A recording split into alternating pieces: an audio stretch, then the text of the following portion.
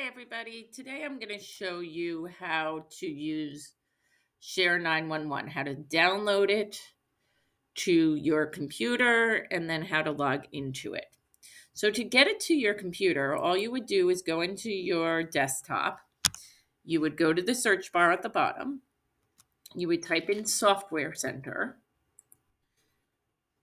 And then the Software Center is going to come up, and the application that you want was share911. You're going to hit Install. It's going to tell you a download and installation is in progress. It will then tell you when it is done.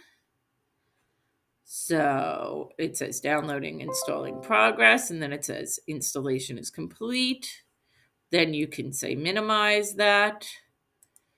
And then you'll see that on your desktop, you'll see a little link to share911. So what is going to happen is then when you click on that, it's going to put your information. So it's going to put your email address. You might have to put that email address in. If you don't remember your password, you can go to forget password. If you don't know if you have an account or not, there's two ways to do this. The first is just go to forget password. If it comes to your email address at school, that means you can just reset it that way. If you don't get anything to your email at school, that means you probably don't have a password, and then you can put in a ticket with IT. If you are like 100% positive, I never got a password, then put in a ticket with IT and they will give you an account. So what you would do is then put in your password and you would hit login. And then it will ask you the first time to sort of choose the school that you're in.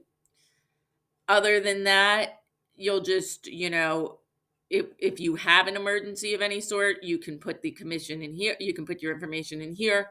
But what will happen is when they are doing the drill, it will sort of lock down our computer and say we are in a lockdown.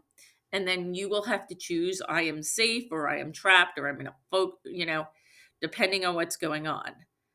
And that is how you will use share911. If you have any questions on how to do this, you can contact me or IT. I hope this helps. Thanks.